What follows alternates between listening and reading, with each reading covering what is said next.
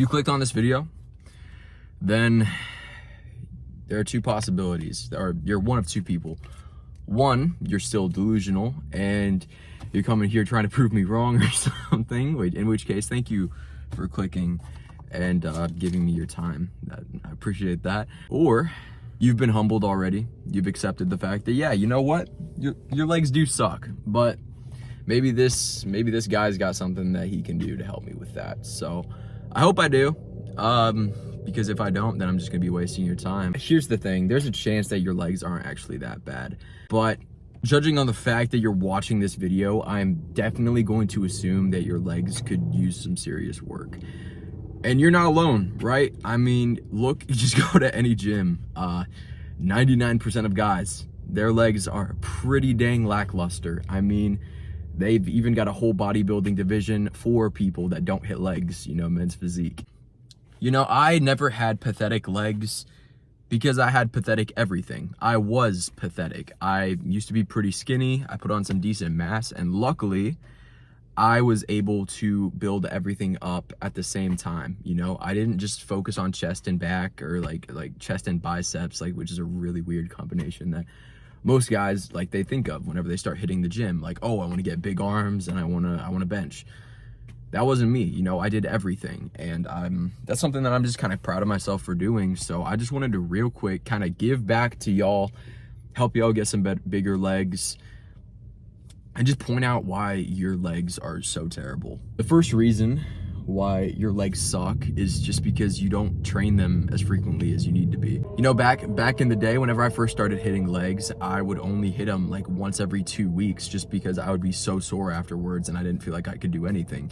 And I feel like that's what a lot of people today kind of deal with. But we need to kind of rewire the way that we do leg day and how we view that pain that we get, that soreness from leg day, if we're going to be able to solve the problem. If you only hit legs once a week or once every 2 weeks, that's not optimal for most guys trying to build muscle. See, here's the thing. I'm gonna give you a very general statement, a general blanket statement that's true for most people.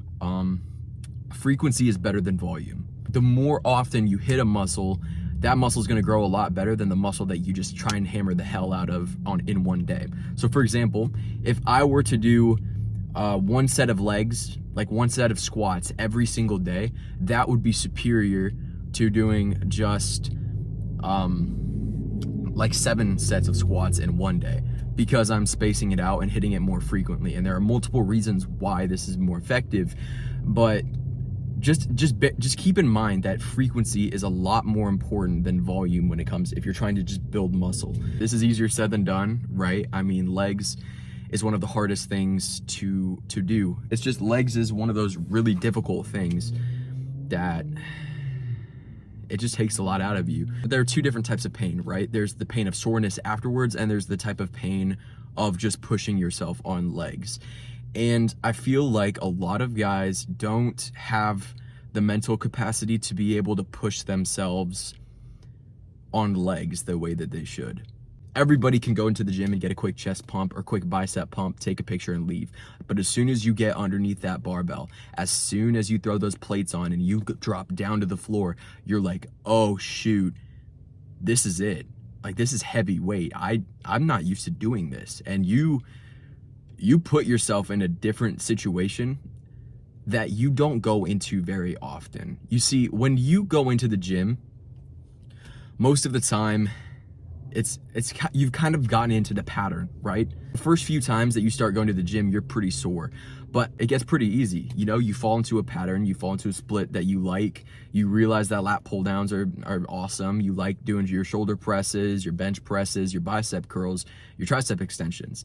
But as soon as you do those leg sets, you start to realize that you're not really the guy that you thought you were. It says, what's up, buddy? What are you doing? I'm recording. What the fuck are you recording? I don't even know, man. It's a leg video. I'm talking about legs. Oh, shit. Yeah. We fucking up on the money here. Oh, for sure, man. Yeah. See you, buddy. Yep, later. Have a good one. Probably see you tomorrow. You too. Oh, yeah, for sure.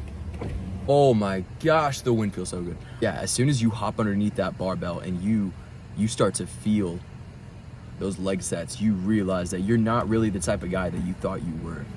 And so it's a huge ego check for one, but also you're just not used to pushing yourself to that capacity. You're not used to doing something that is that difficult. And so you find yourself struggling quite a bit just having the discipline to actually do legs. And so the big switch for me, right, is because I used to be this exact same way until I switched to full body. Now I'm squatting 2 to 3 times, sometimes 4 times a week. Okay, so I kind of know what I'm talking about when it comes to this, but you have to change the way that you view the pain of legs. You see, for this whole time, you've been hopping underneath the barbell and you're like, oh my gosh, I feel like I'm gonna die whenever you're doing like a tough leg set. But what you have to understand is that pain is what's going to make your legs bigger. That pain that you're feeling, that is creating the tension in your legs, because your legs already have an insane work capacity. I mean, you use them to walk everywhere you go. And so walking doesn't build muscle. You need to do some hard stuff to be able to activate those legs, get that tension in, and be able to really build them to what you're trying to get them to be. So stop viewing the pain as being something that's like going to hurt you or something that you have to run away from. And once you feel that pain, once you like really once you go hard on a leg set, you just have to view it as, oh shoot, this pain means that I'm actually making my legs work. The pain itself is what builds the muscle. It's not something to run away from. Now, obviously there's a different type of pain, right? There's the pain of like knee joints, like if your form's bad, you got to correct that. If you have muscular imbalances, you got to correct that. But the pain of the legs themselves, just the muscles working, that is a very good pain. You need to change the perspective that you view that pain in, because that pain is what's going to lead to growth. You can't get better at squats if you don't get underneath that barbell and you don't accept that pain. The next thing that people do is they focus way too much on quads, or just quads and calves in particular. Whenever you see a picture of somebody with nice legs, the first thing that you see obviously is their quads, because it's the muscle on front. Here's the thing, if you only focus on building your quads, your legs aren't gonna get any bigger really. It's gonna make them just like look kind of weird, like just like long, like thicker. You know what I mean? You're gonna have, yeah, some nice definition in front, but overall the size of your legs aren't going to be very big because you're just not hitting those extra muscles that you need to be hitting. Instead of looking at the leg and just thinking quad, try and focus on building that whole leg up, and that's really gonna help with your size. The next thing we've got, it's got the dirtiest look I've ever seen. Next thing that I see way too many people doing whenever they're trying to train legs is they're just not putting enough focus into compound movements and putting way too much focus into like little isolation exercises and guided machines.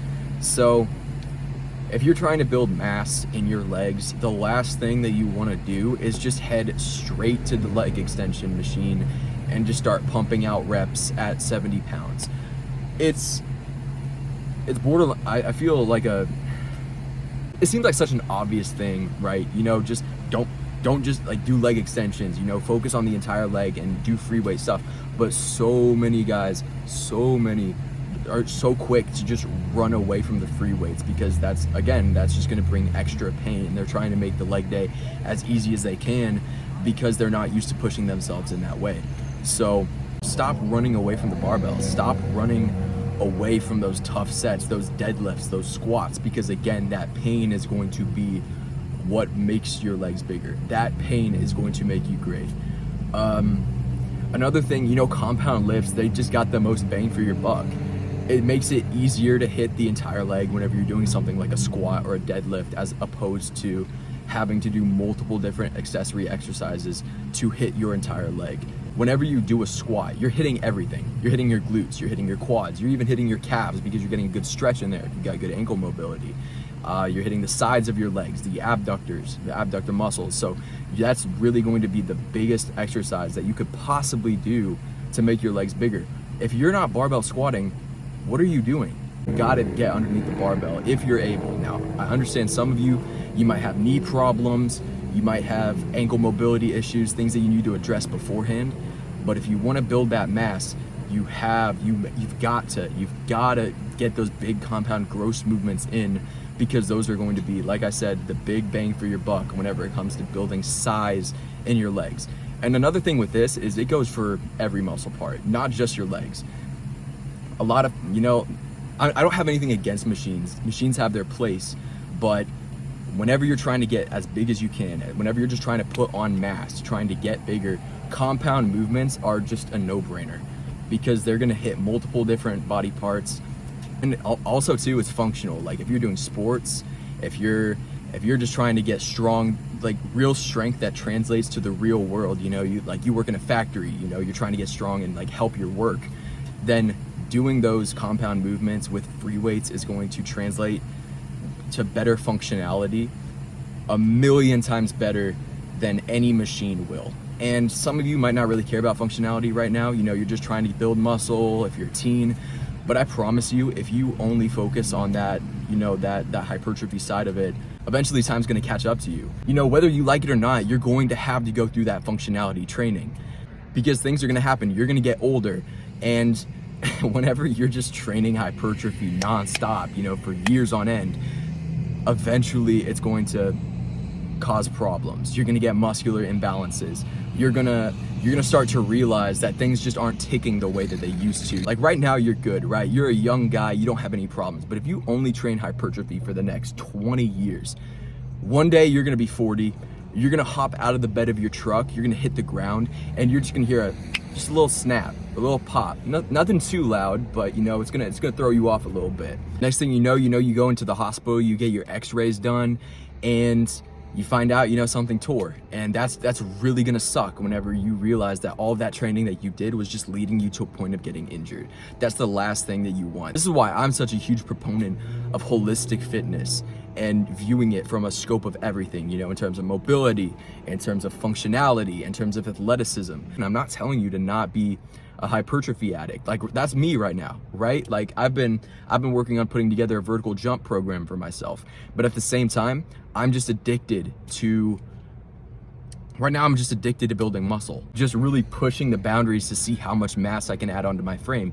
And there's nothing wrong with that right now. But what I do, just understand what I do also is I take time to periodically test myself and make sure that I'm using those mobility exercises, making sure that I'm hitting those correctional exercises, and really just focusing on making sure that I have that optimal body that, yes, it looks good, I'm aesthetic, but at the same time, if I'm required, like I have to go run, or if I have to go help somebody move a couch, I'm not gonna be just like a big like meat monster that can't like move around properly.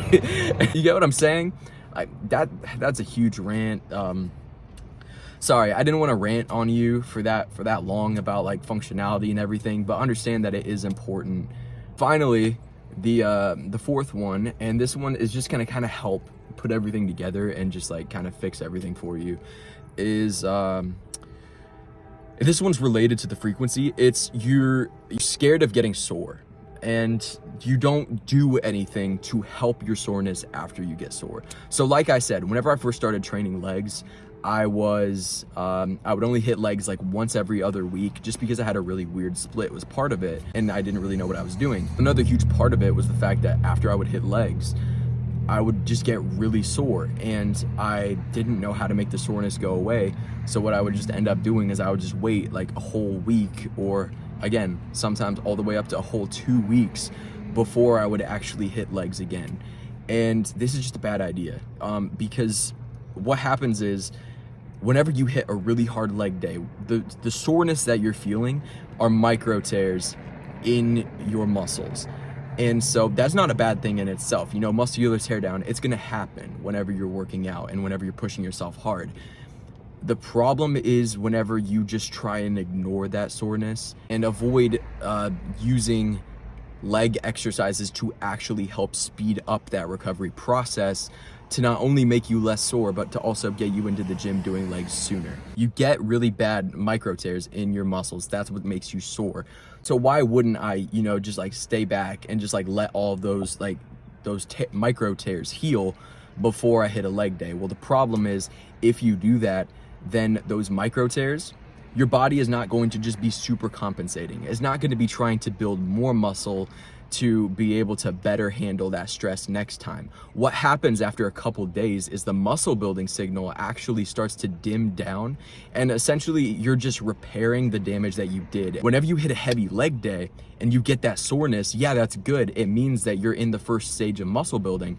But if you don't correctly do the recovery process, you're not going to be getting any stronger. Your legs aren't going to be getting any bigger, because what's going to happen is your body's just going to heal from the damage that you did, rather than super compensating and not only healing, but saying, hey, we're having a lot of work that we're doing down here with the legs. Let's make these muscles bigger so they're more resistant to those tears. That's muscle building 101 for you there. It's just micro tears and tension, and then your body super compensating, giving that muscle building signal. And that's another reason why frequency is so important when it comes to legs, is because you got to make sure that you're doing enough work that your body actually wants to super compensate, rather than just healing from the damage that you did during that leg day. But active recovery is the way that you deal with this. So how do you do active recovery when it comes to legs?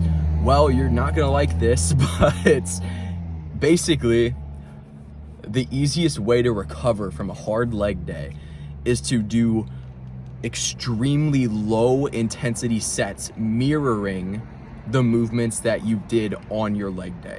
Let's say for my leg day, I did 4 sets of squats, really did a lot of work on my whole legs, but then after that I did a couple quad sets, and then to finish it off I did some hip thrusts. So primarily my glutes and my quads are going to be the most sore from that leg day. So the best way to actively recover from that, to keep the muscle building signal firing during your recovery days, is to simply just do some very low intensity versions of exercises just to activate those muscles a little bit. So what that would look like is like once a day until I hit my leg day, I'm gonna do 10 body weight squats and then just like 20 walking lunges. Those movements alone are just gonna get a little bit of a pump going on to the legs, and that's just gonna reignite that muscle building signal, and it's gonna make you less sore, and it's gonna get you into the gym faster, pushing more weight with your legs. That's why you get sore every single leg day, is because you're not super compensating. You're not practicing active recovery.